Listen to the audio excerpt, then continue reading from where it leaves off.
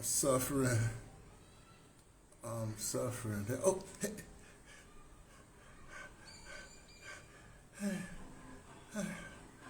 hey, hey, Instagram. It's me, T, from the Pattersons, taking a train to Tibet. I do wish I was in Tibet right now. Oh, I was in Kathmandu one time, but that was great. The climate up there is wonderful. I'm gonna tell you, it's hot.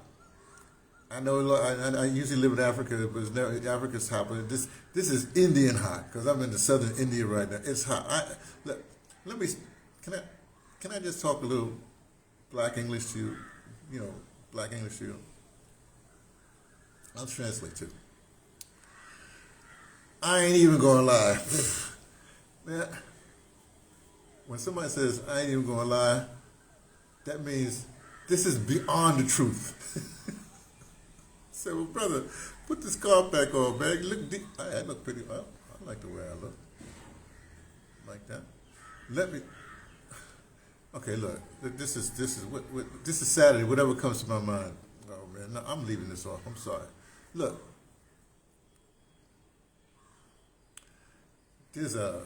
I was saying a few days ago, and I'll say it now. There's battle going on, and we're talking about. I'm talking Africa now. I'm not talking. Remember, okay. Let's get rid of this guy first. Everybody's all Trumped-y. You're Trumpty Dumpty like that, and I keep on telling you. I'm gonna say it once again. The Donald is smarter than you are. Okay. He's not smarter than me, but he's smarter than you are. He got you all in his backwash and everything like that. He's showing you over here and he's doing this over there. If you think, forget it.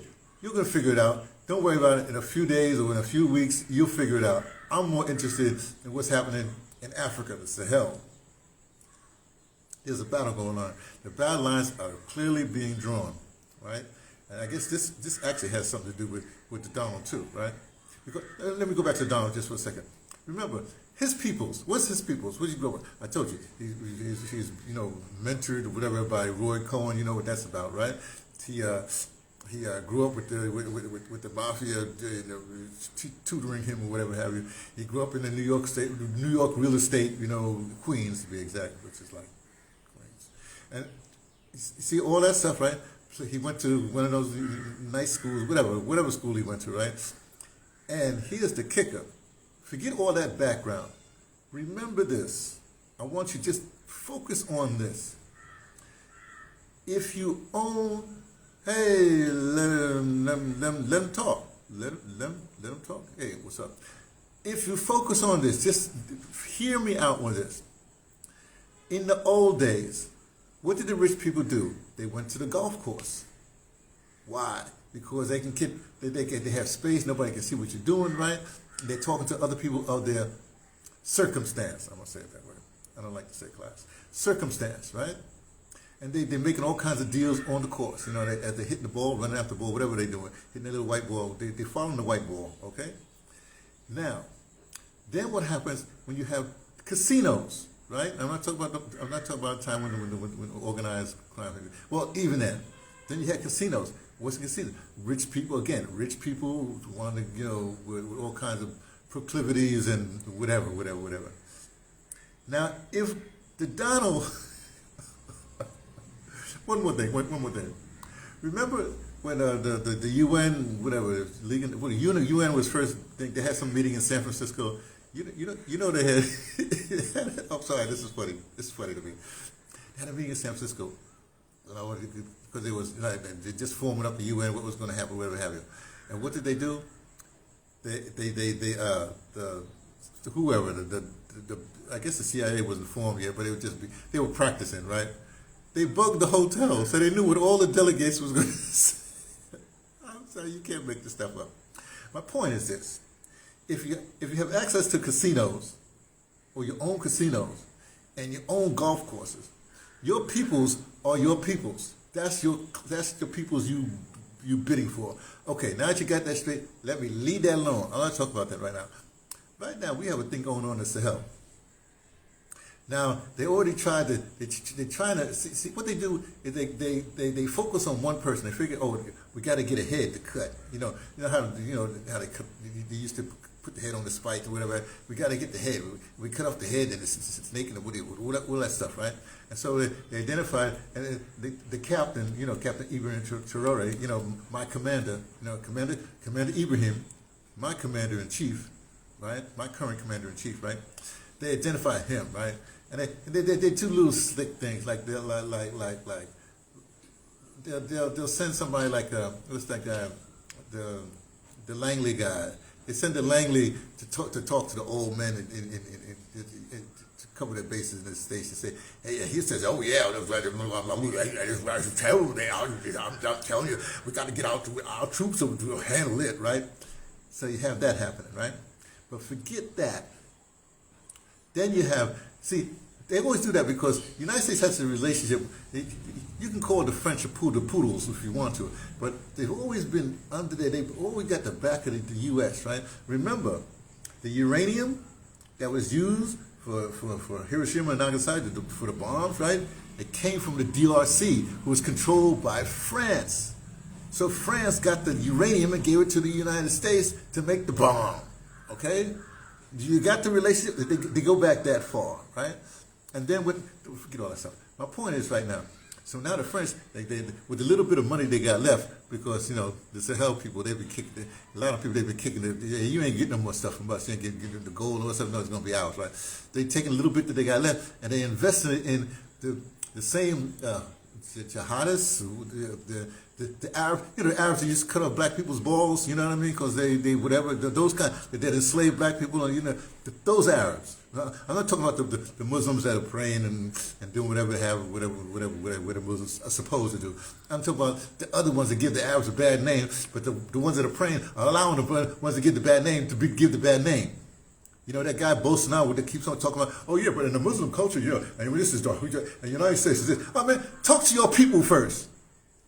And keep black people out of your mouth. I hate when all these people keep on talking about, like, well, black people had us so bad, and like this. Oh, tend to your people. Straighten out your people, and don't worry about what black people got. Make your people fall in line to humanity. That's what you're supposed to do. I'm sorry, I'm going off. I'm going to be good. Let me go back. Let me take a deep, no, I ain't take no deep. Listen, here's what I'm saying. Here's the battle lines right now, right? You got the Frenchies and Macronis and whatever have you, the colonizers, the former colonizers or the current colonizers that keep on wanting to keep their goodies or whatever have you, Europe, whatever you want to call them, right? They're hiring the Arabs, the so-called bad Muslims, to wage war on North Africa and other places, even the DRC. I didn't even talk about regular mercenaries, like the Eric Prince's peoples and stuff like that. I'm not talking about them.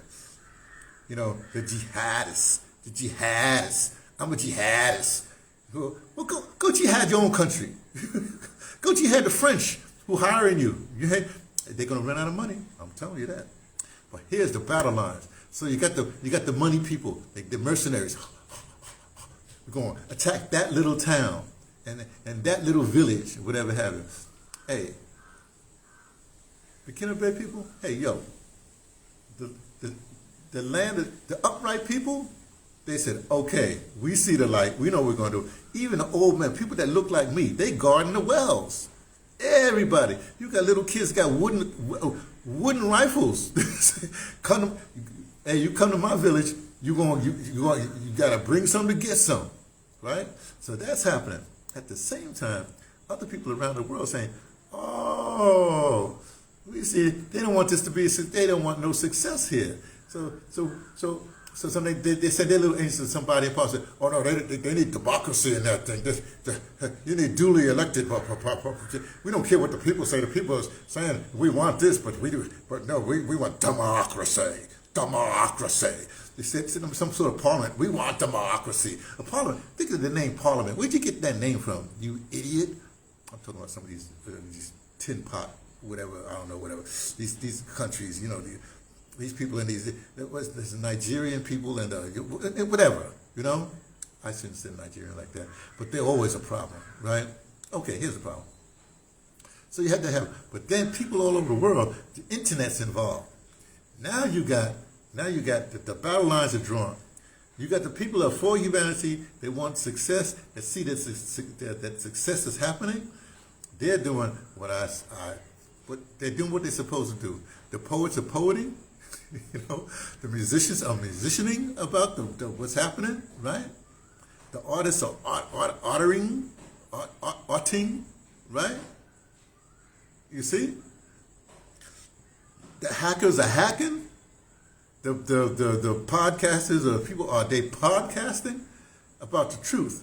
So every time one of these people get up in front of these Negro-peans or whatever, these Afro-peans, they get up in front of something and say something like that, there's about 5 or 6 or 7 or 8,000 people on the internet that's fact-checking them. They are fact-checking them. So it ain't going to work. This is a real revolution. When you say real, this is real democracy. It's no longer defined by the people that used to define it, with their little shippies and coming in and they just give somebody a musket and say, you go do that, and nah. Them days is over. Them days is over. Okay, well, how do we? No, it ain't gonna work. It ain't gonna work. The battle lines are drawn. It's humane people who want prosperity for their and keep and hold on to their minerals and their resources, or have them at least go out in a fair kind of thing, versus the exploiters,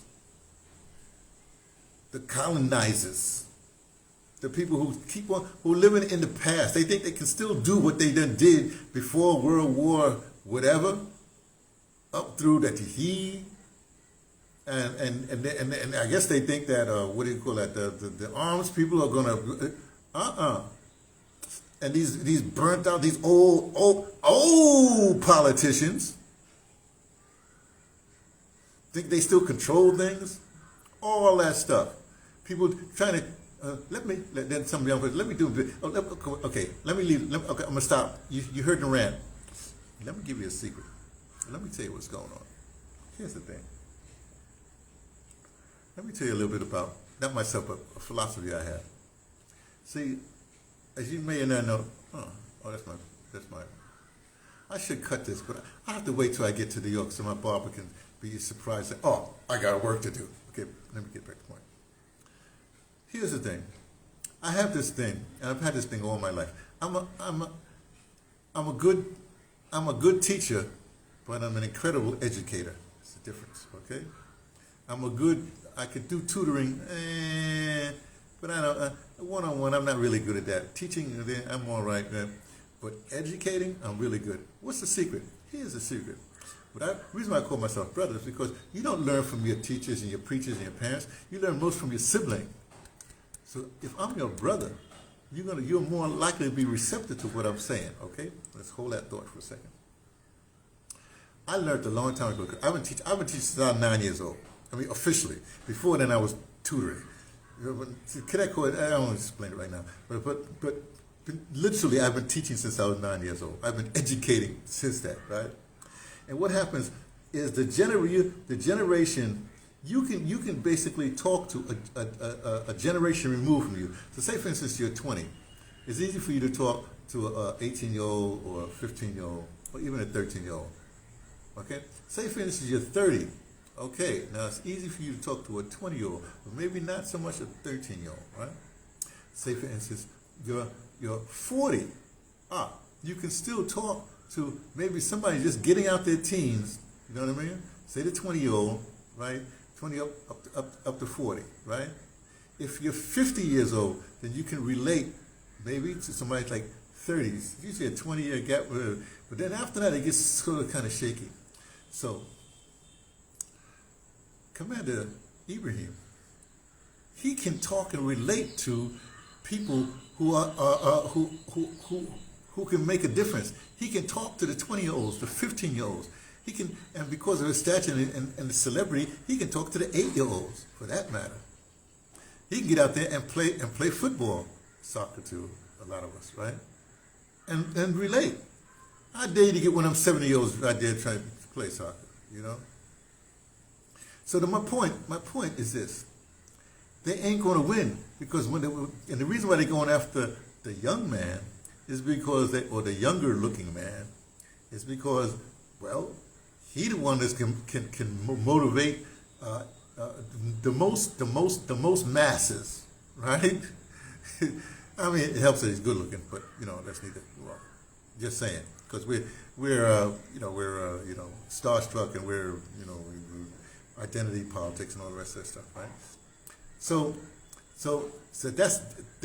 that steamroller is going on, and so he's now being protected, and songs are coming out, all kinds of things coming out. Wait, by the time I get to New York in a couple of weeks, I expect, right? Books are coming out, films. Oh, we ain't even hit the films yet, and the memes and the graphic novels and the woo-gee. I guarantee when I go to 125th Street and walk along and see the booksellers or whatever have you there, whatever the hawkers, whatever they're selling, there's going to be a lot of. In fact, I got my guy in Cape Town. I got to talk to brother Isaiah. I say, Isaiah, yo, where's my Commander Ibrahim? I didn't ask you this a long time. He owes me a Henry Dumas, but I said, where's my Commander? Yup, and he knows. So I got to have a new Commander Ibrahim. Huh? So that's that storm. So the cultural thing is going to take over.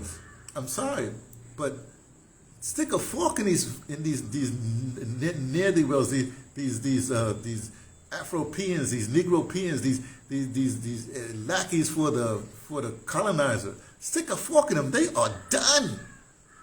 Done, diddy, done. Done. So I'll talk to you later. It's a Saturday, whatever came to my head day, well, or maybe you don't know. It don't matter. I'll talk to you later.